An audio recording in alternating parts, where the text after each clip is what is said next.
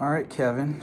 Let's see. Yeah, this is just some stuff I've been messing around with, and I'm not warmed up or anything. I'm gonna start with just some kind of slow E minor stuff that is not from Messiaen Mode 3. This is kind of like, you put a lot of this material into these lines at the beginning and the end, and to me, the Messiaen Mode 3 is not like a standalone scale. You can use it that way, but I use it like the way a jazz musician goes outside.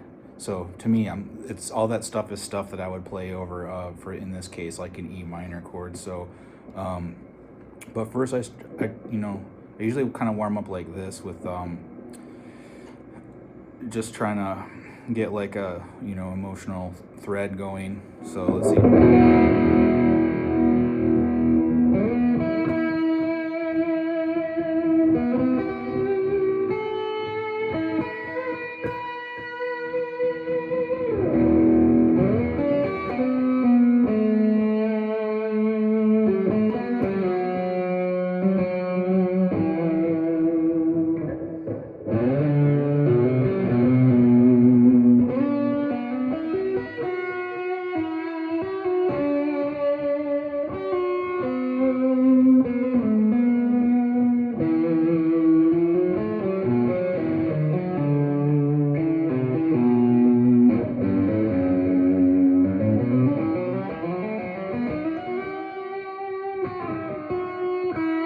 Basically just doodling around in E minor slowly and just trying to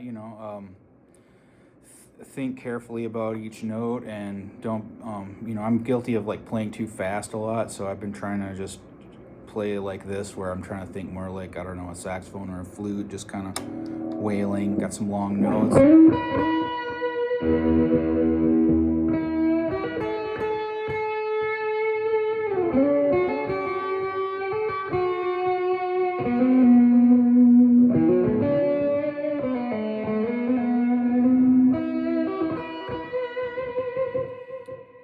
And then I will start to work in little pieces of Messiaen Mode 3. So I've been thinking about like some kind of patterns. Let's say like here's one that has like C major 7 sharp 5 that goes like this. Sorry if you can't see my fret markers very well. This is a B note right here. So I'm on the 5th of E minor chord, and it starts from there.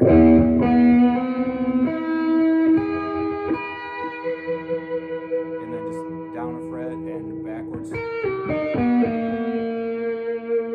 then maybe back into E minor. So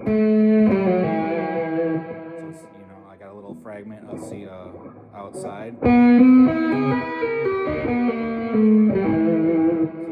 a lot of these short licks are the best thing, because when you play big long ones, they're going to be made out of little short fragments of things, and so I don't like to learn really long licks or anything, and I'm kind of at a point where I don't even need licks anyway, but just exploring and feeling your way through the scale, and trying to stay like keep the outside forays emotionally connected. That was the point of playing this other kind of slow stuff, was to create like a context and a basis for some outside playing. So let's say I've got like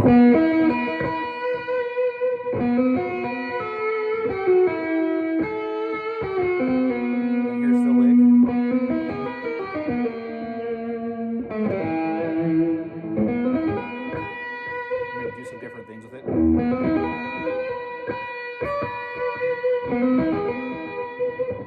Let's see.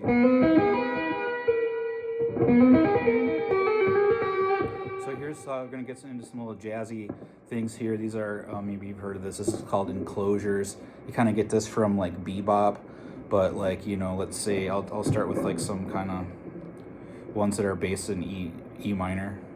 So like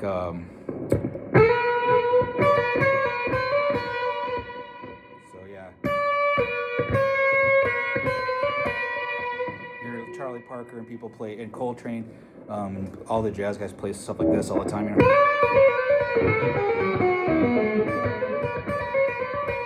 I do the same thing down a major third.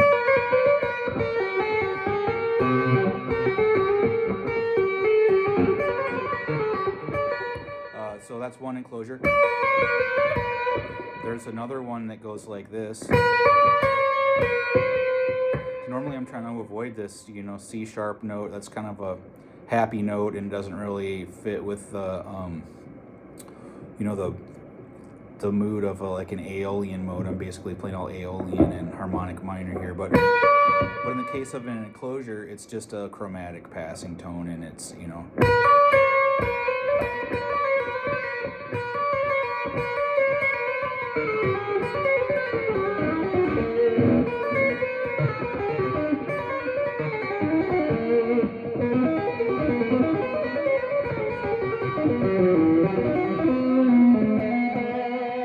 forgive me if I meander around. I'm trying to stay focused, but when I play this scale, I just kind of I like to just kind of explore, and ideas pop into my head. And actually, I just forget that I'm like playing guitar, because it's just so much fun to go off on these little tangents. But so let's try to use some enclosures here. Back in E minor. It's kind of a pedal point technique if you're familiar with like classical music, and you have these kind of like this is sort of those kind of things. It's sort of like combinations of enclosures and pedal points.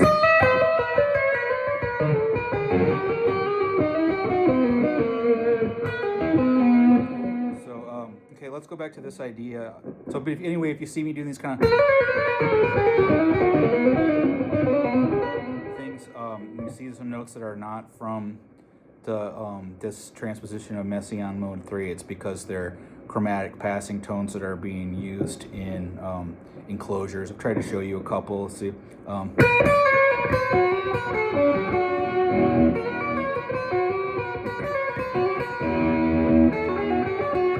got this one from Coltrane, actually. Just so simple, but he uses that somewhere on like the Cannonball and Coltrane album. That's all it is, but you work it into the line, like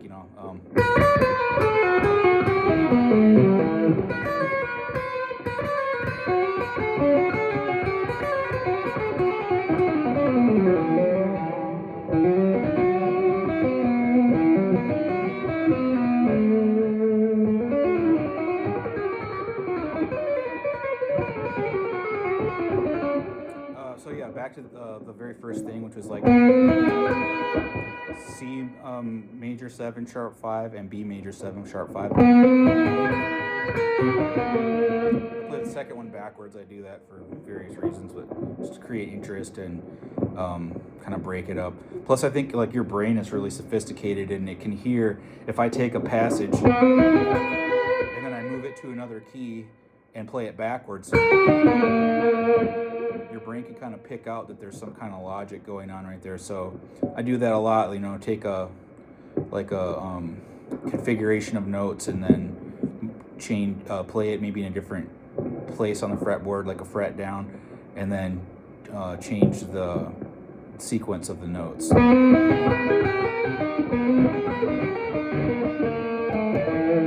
then always be kind of looking ahead and seeing where your E minor notes are, where you're going to resolve, because it kind of is always bookended with these nice like E minor phrases.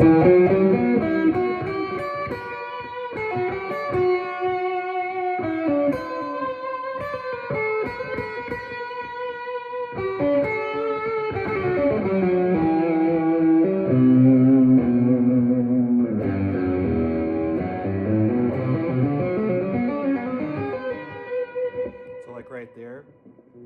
This is just going to E minor, but it's kind of the G major position of the scale. I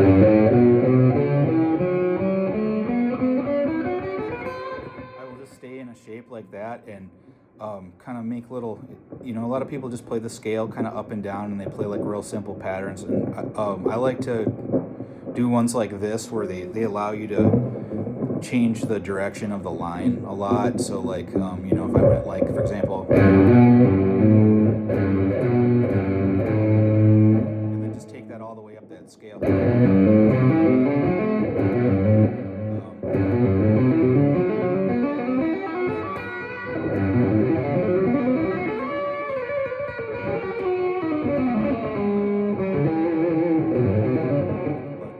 that's just one. You can do a whole bunch of, me just sort of like, I always just improvise with it and make up stuff. I try to make up everything as I go along. That's kind of the whole point. But so like if I went, say I'm using a chromatic tone here, another enclosure. I found that lick really, really weird when I first learned it. Like you're just in E minor. There you go. But jazz musicians do that all the time. If anything, you'll have to watch and make sure that you don't do it like too much because it's so easy to.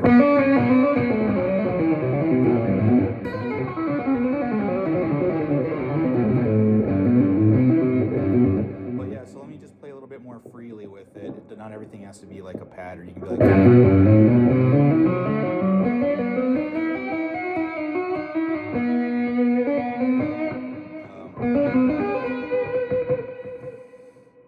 So yeah, let's see. So put those kind of lines, mixed in.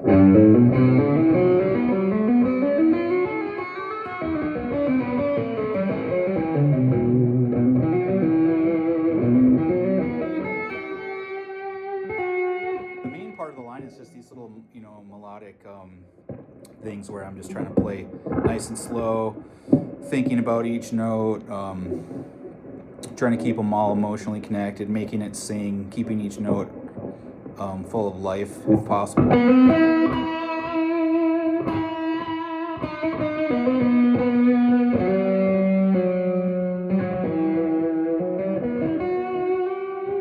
just kind of play like this for a while until it creates a need for some kind of, excitement, some kind of crazy line. I love to play these, lines like all night long for hours, but I realized that what makes it kind of sound good is that so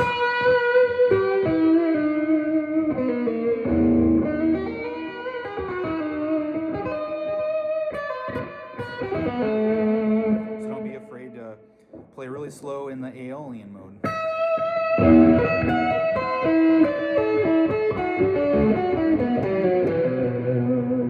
That's my favorite way to play it. It's just sort of like there's no lines or anything. It's just picking out notes, one note at a time. I like this singing a lot.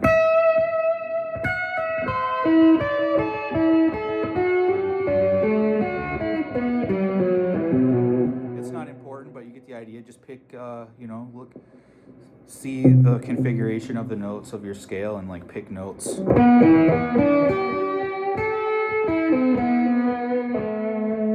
to play what you would sing, like all of this stuff, singing it in my head or, literally. So it's good to actually literally sing along with it and until you can just do it mentally. But,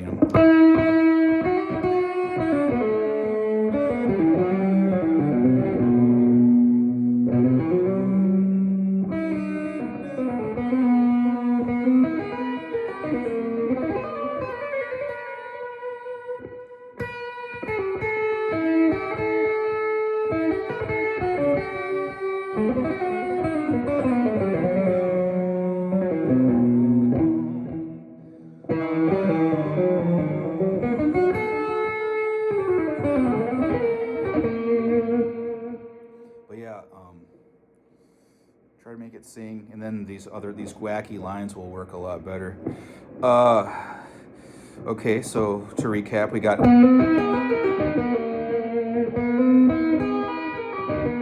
Okay, so the scale is symmetrical in major thirds. So the next thing you do would be like take that up a major third, so you get. Then this would be like E major 7, sharp 5. Then E flat major 7 sharp 5 down. So same thing down and fret backwards. So I think that's a nice line. Yeah. So the arpeggios can really be played ascending, descending, however you want. I could go like.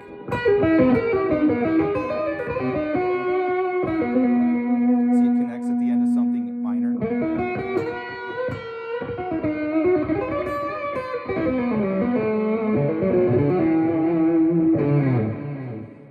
Okay, let's do something that works with the scale in a 4-note per string configuration. This I think I like this one a lot. I think this is a nice line, but it also has the added effect of it sort of teaches your fingers the scale. So like, so that's a B, and so I'm gonna start the scale here on B flat, and you get.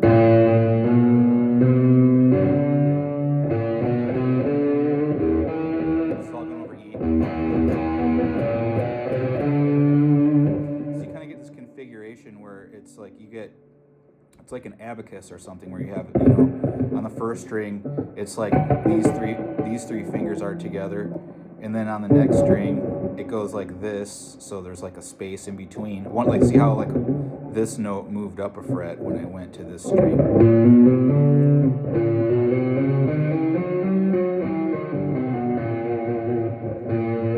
So yeah, so it's like this.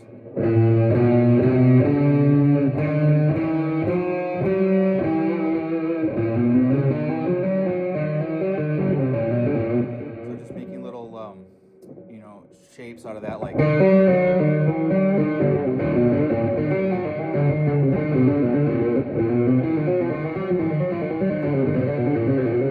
It starts to sound better when you get it up to like a certain speed. But the line sounds better mid-tempo or fast, but thinking of the lines is best done slow or mid-tempo. So there's kind of a catch-22 in that, like, how do you come up with this material for these lines that are flowing, and but you have to still be improvising, but it's like going by pretty fast. So I think the approach is to find kind of a speed in the middle where it's like not quite fast enough to sound the way it's going to sound, but it's fast enough for you to be able to hear what it's going to sound like when you get the flow. But keeping your brain engaged in choosing notes is the key here. So if you go too fast, it's really hard to do that. So like going fast but not too fast, and if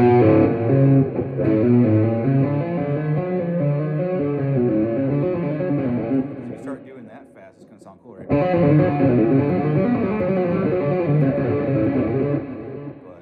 But how you develop it, I think, is by just like improvising more slowly. So here's the pattern. Sorry if I'm rambling. None of this is planned. Whoops, that was actually a fret off. I meant to play it here. So this pattern, I guess it's a 5-note pattern on each string. So you go like. So here's B. So I'm part of encircling the B note. Then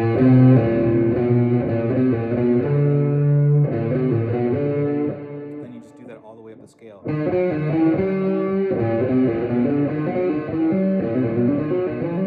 Whoops. On the next string, it looks like this. It starts on a G sharp, the major third, and then up to the 5th, and then back to the major third, and then the flat 5 and the sharp 5. So it's the same fingering on every string, but you have to make your fingers conform to the shape of the scale. And a really good way to do that is just using these three, these 3 strings will take you through. There's only 3 different shapes for this scale when you're playing it 4 notes per string. So you got the one where like your lowest 3 fingers are together. Then you have one where they're kind of split in the middle. These are weird shapes, and they take like strength for your hand. It develops strength in your hand, to be playing these kind of legato.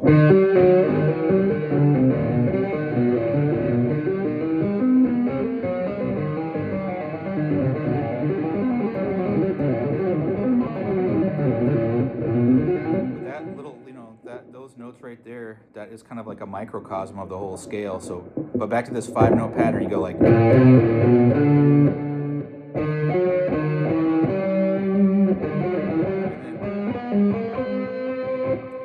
then actually the whole fingering sort of repeats, because now you've gone through all the possible shapes. So just like down here, you're going.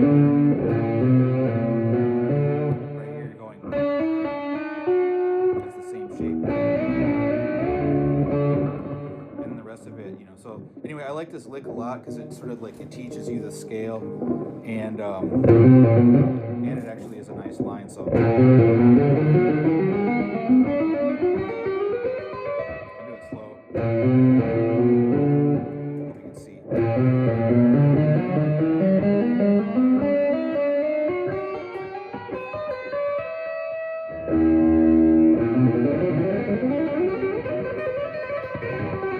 So it sort of gets your fingers used to the shape of the scale, and pulling on the notes.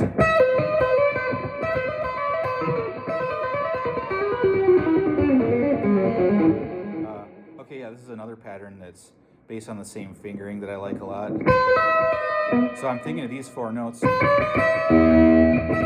E on top, and you just go like. Oh, sorry. And then following it down, it just goes. Oh, sorry.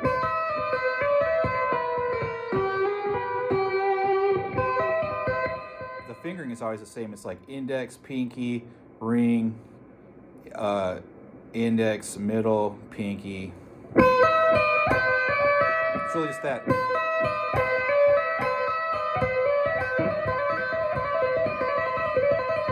So once your hand is doing that, if you just follow the scale down.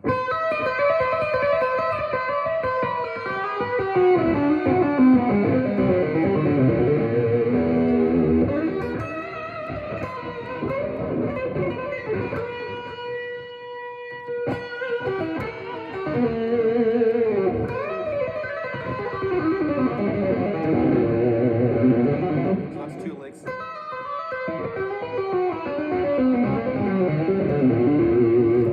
one that we just did, the A-Sinang one.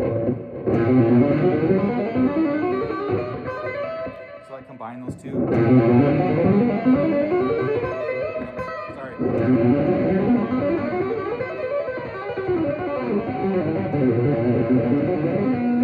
So let me try to use it more like, I do like to play these big long lines that just flow like that, but you always have the option of, like, when you have a good line of, pausing on any note. It's really like cool to have some of the to work some long notes into the, like, fast lines and stuff. So pause on a note every once in a while and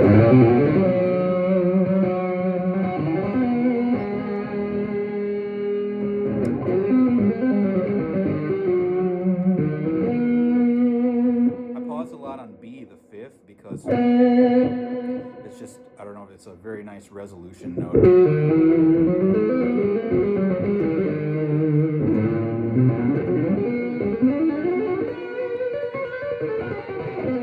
There's a little thing from the beginning, the enclosure.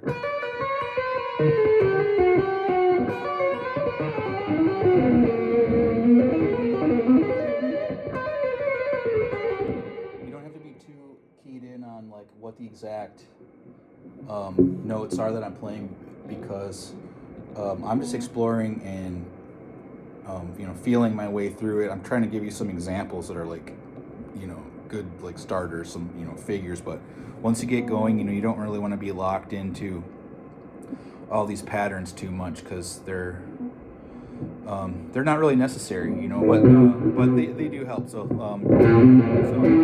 let's play that. I'll mess around with that one, those 2 licks that we were just doing. So starting with some just E, Aeolian, maybe some harmonic minor. I combine harmonic minor and natural minor. They're like the same scale to me.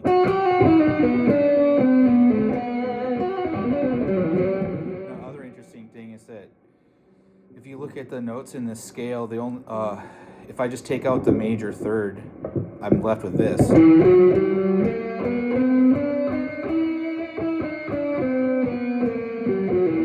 it's not even really a weird scale. It's got a weird note in it, so it kind of sounds like a E minor already. There's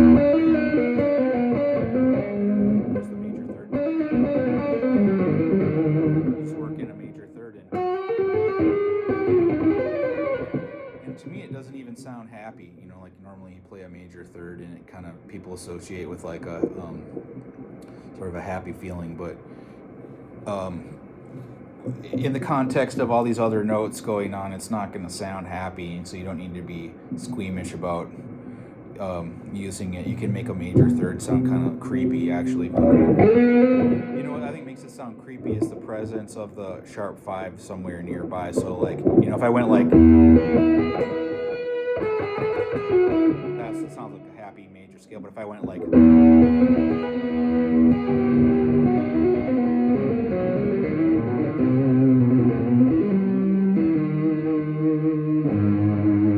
the major third, doesn't sound happy.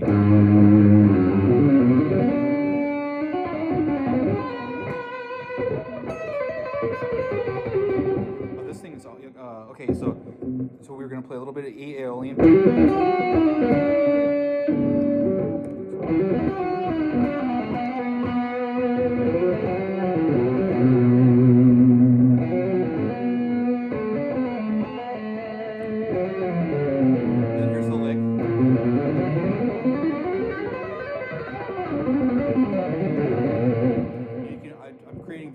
On the way down that are, you know, just kind of making them up on the fly. I don't know what to say. It's just I'm just, you know, picking notes out of the scale, and it's kind of like unacademic. There's not, you know, it's almost arbitrary, like what notes you choose.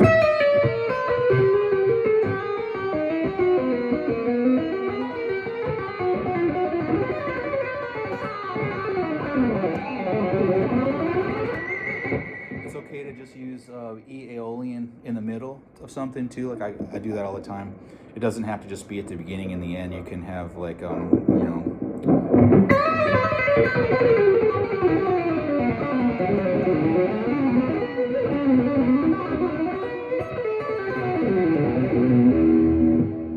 The E Aeolian that's the tonal anchor.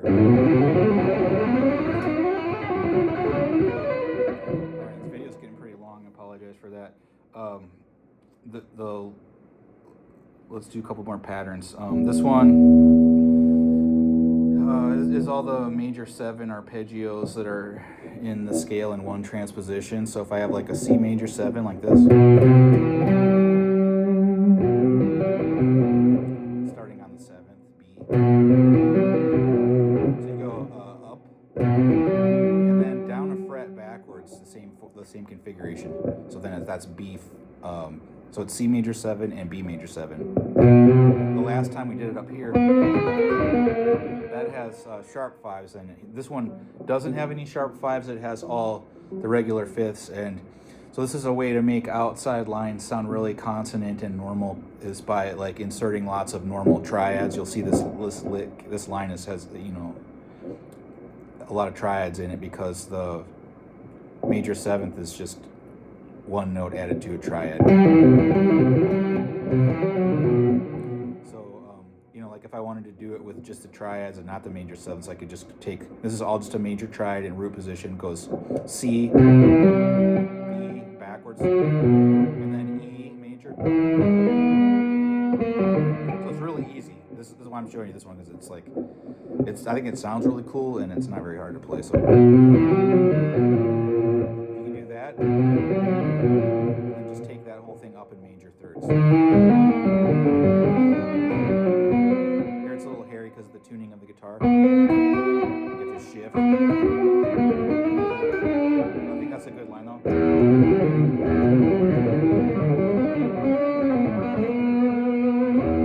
can take the whole thing up 4 frets.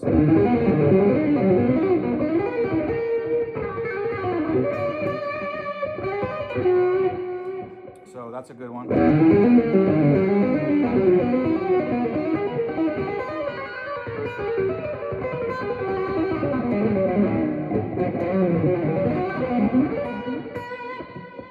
And then for the last one for right now, I want to do some stuff that shows that you actually don't have to stick to one transposition. So like, for example, you know, this whole time we've been in one transposition, which is just the you know, one that goes E, F sharp, G.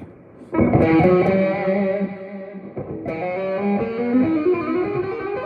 I had a lick like, so if if I take that down a half step, you'll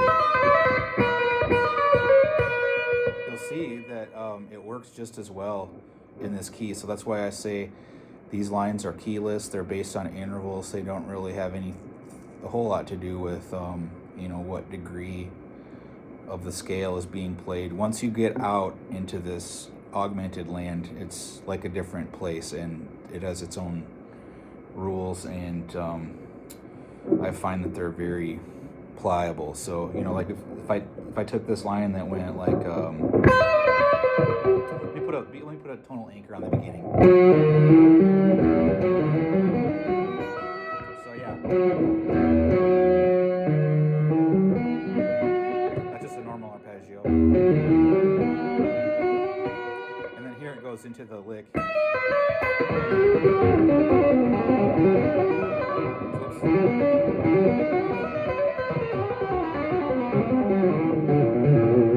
I'll take the Messiaen part of it and just play that whole thing down a half step, and you get a line that sounds like this.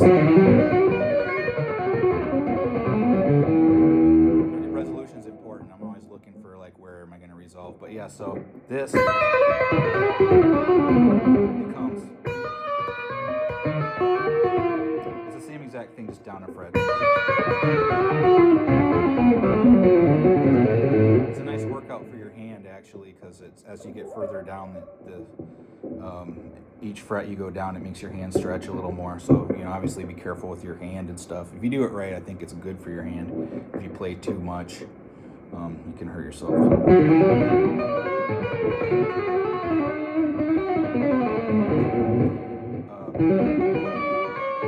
I like to pause on some of the notes.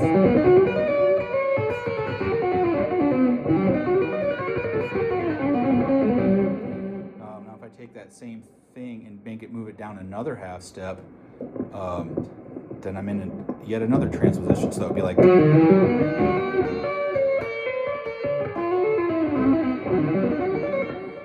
okay, the anchoring is important.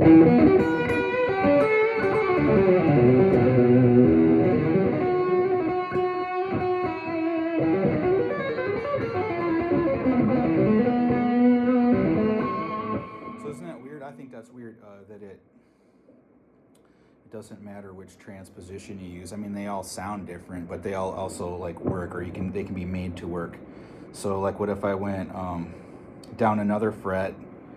If I go one past that, then I'm back in the first transposition again. You can only go so far away. But so if I went like, let's say,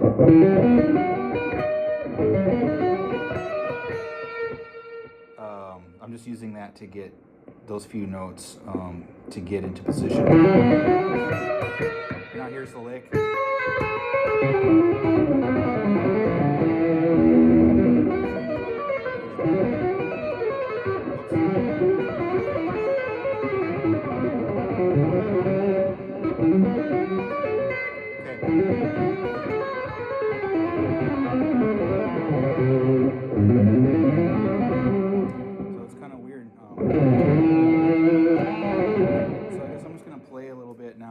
Just like kind of freeform it, and here we go.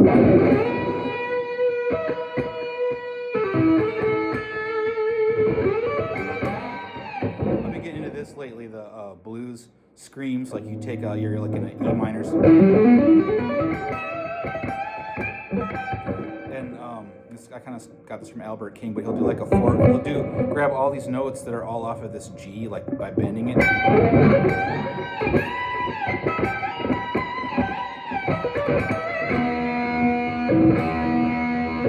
So yeah.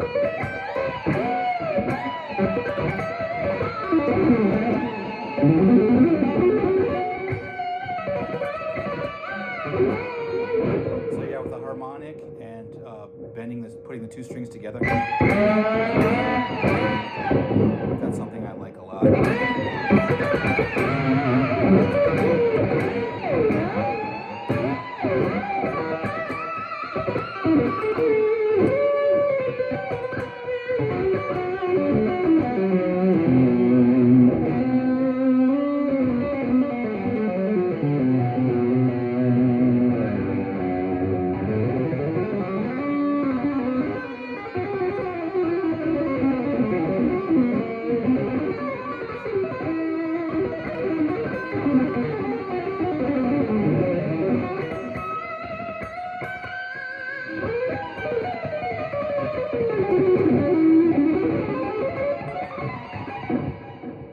that's like a piece of the B flat version of the Messiaen scale.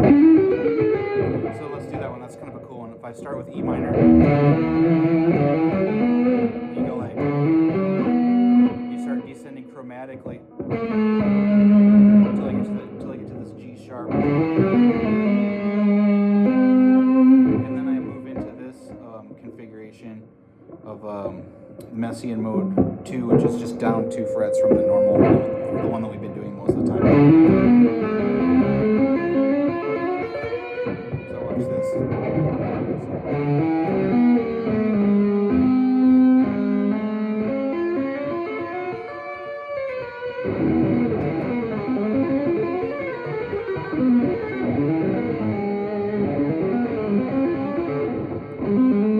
It's all kind of like peaky, and it's just doing this across all the strings because that fits in the scale right there. So down to the chromatically descending down to the index, and then you start this pattern. It's just this, a major third and then a half step.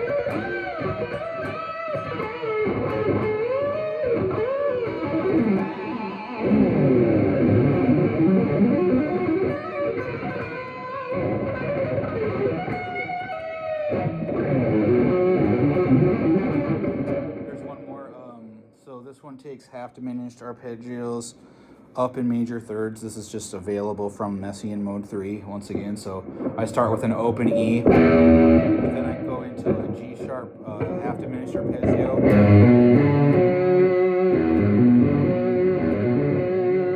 Sounds like an E7 chord. And then I take that up, I stay in position and just take that up in major thirds. So you get like, and then you get a C half diminished because you're going up a major third, but it looks like this because you're in a different position, different fingering. And then just take it up and move that whole thing up another major third. Oh, it just goes up in major thirds all the way up the neck, and you get like these kind of.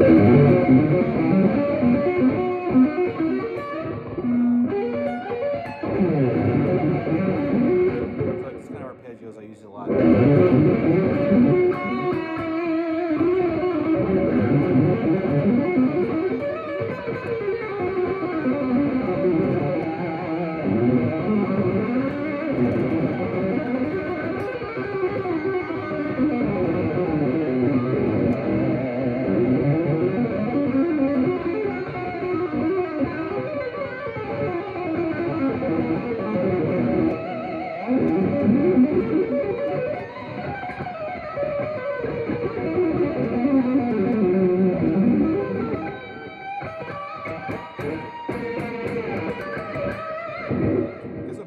Because I had some other things that I wanted to kind of do with it, which is like, here's a death metal type, I don't know, I think it works real good for these metal riffs.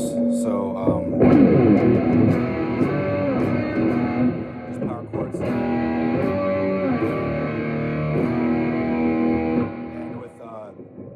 with expressing the scale in the simplest way with just parallel augmented arpeggios.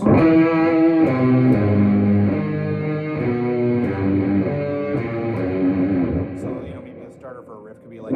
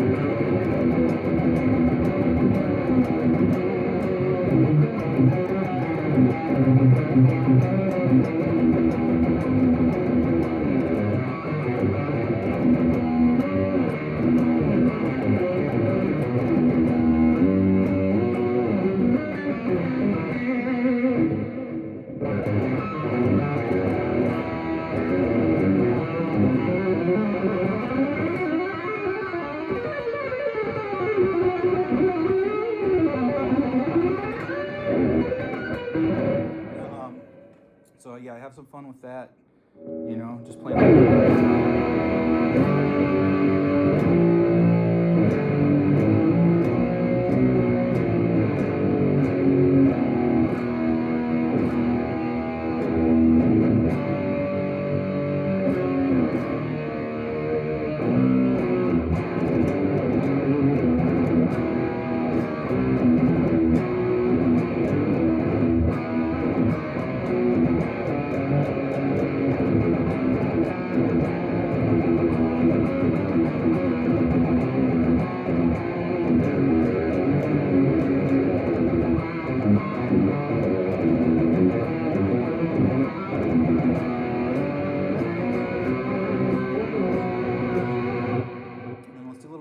Stuff too. So turn that off. I should do this more. I do it quite a bit. Just experimenting with, you know, kind of like jazz chords in the scale. So like this tuner.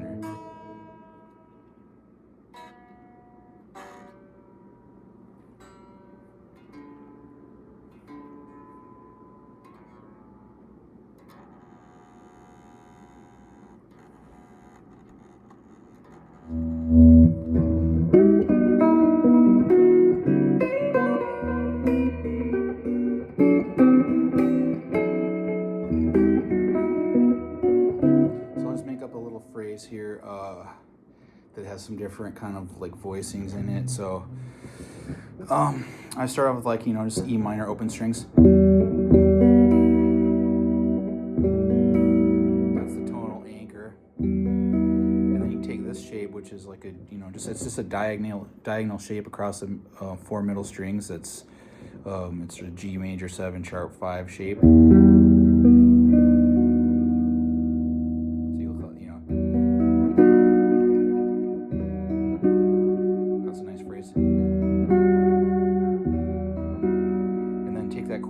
Step to harmonize the next note of the scale. I always go back and, you know, you get this kind of free E minor chord here that is just all open strings. So you can do like, and you'll see me like putting that in between a lot of stuff to tonal anchor, you know.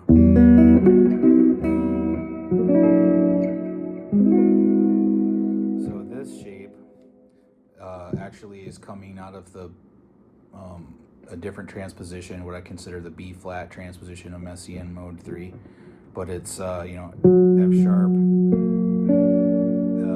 augmented triad with an E and an A note on top. So this chord almost fits in the regular transposition, except for this A note's not in it, but what I do in that case is just pick a different transposition, and then you can access any note that you want. I want an A note, so I use this chord. So yeah, so far we have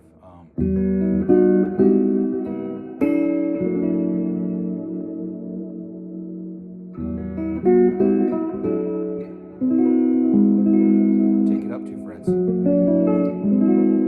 I'm back in the right transposition. Just to demonstrate that you can use any transposition that you want, you know, I can take this chord, which only occurs in the scale in, you know, in 3 places, which is the minimum number of times anything can appear in Messiaen Mode 3. But if I play it here, that's a different transposition. Here, this is a different transposition. If I take it up another half step, take it up a whole step, that's yet another. So that, just by playing this right here,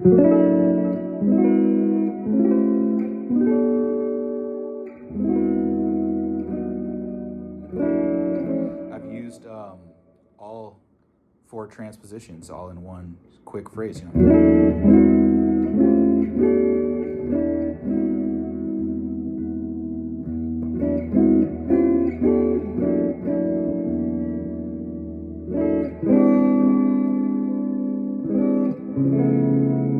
It's all the same chord moving around parallel.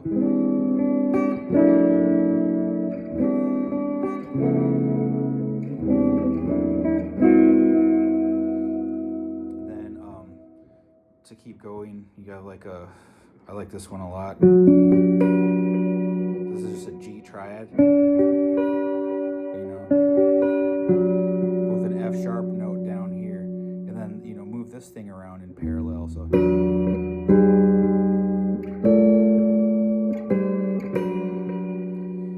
it gets pretty willy-nilly. You can really do anything you want. Use any transpositions. So back to this lick though, so it's like.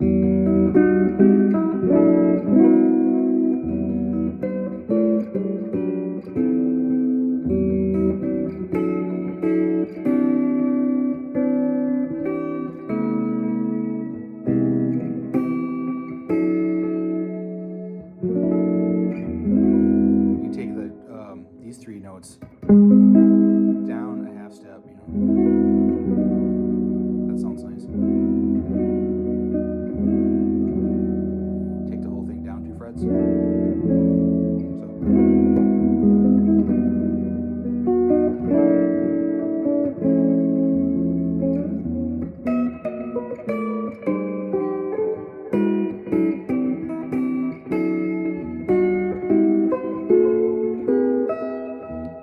Shape, just playing this in parallel.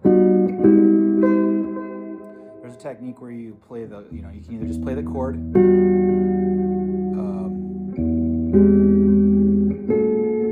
can play the chord and then pick out this, note that's above to create variation, or you can pick out the note that's below. Drop that in after, so you have a couple after notes that are getting dropped in, so it doesn't just go like chord, chord, chord. It's like chord after note, so it's like chord, chord, after note, chord, after note, chord.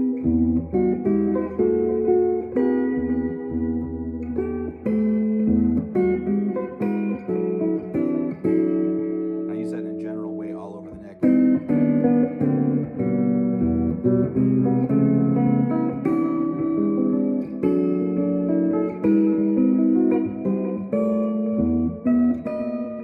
After note. This is all that one chord again. This is like a C triad, like 12, 13, 12, with this B on the 14th fret of the A string. So play that chord, down a half step, repeat the second note of the chord. It's already been played. Play it again. And then down another half step. Then down a whole step. Drop in the after note. There's a resolution. So that's a nice lick. All it takes is one chord shape.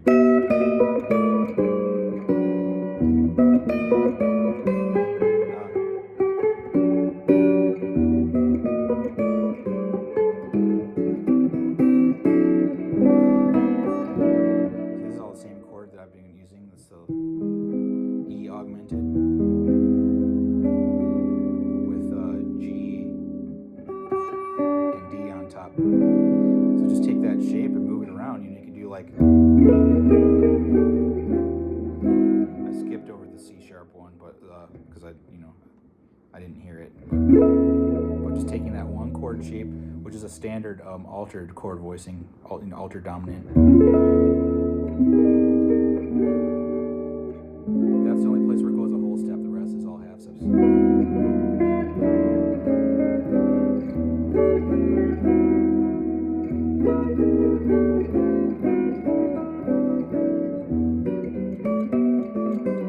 It's all just melody driven, like I'm basically just playing a melody and then adding chord voicings underneath it that, picking different ones. So if my melody goes,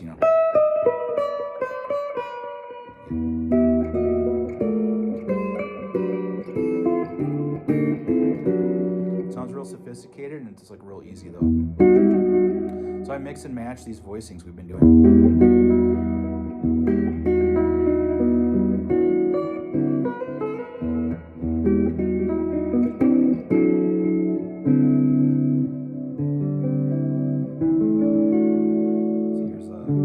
This is in Messiaen Mode 3, it's a sus chord. 5-5-5 across the middle strings, 5-5-5-5.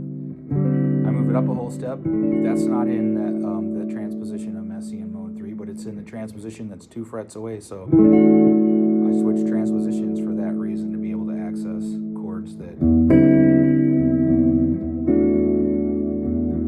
are in the scale, but not necessarily in the transposition that I'm in. So you know, if I just went like, here's the diagonal shape, and then the 2 bar. I do that a lot, like that one.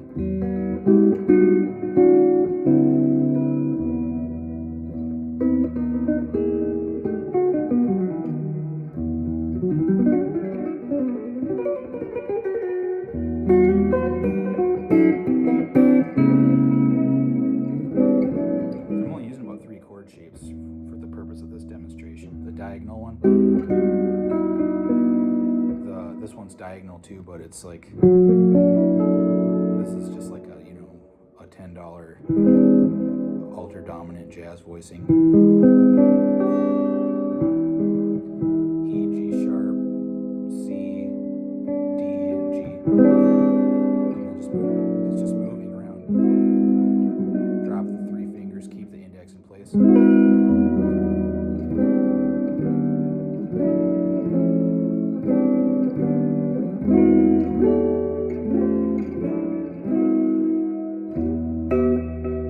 This one again.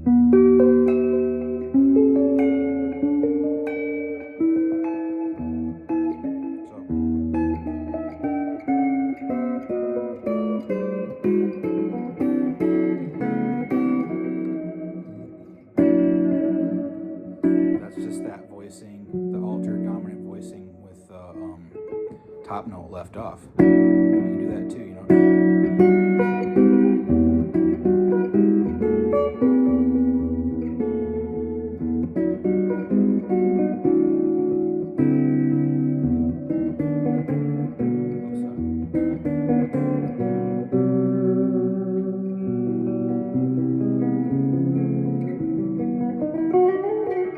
So that's way too long. I apologize for that.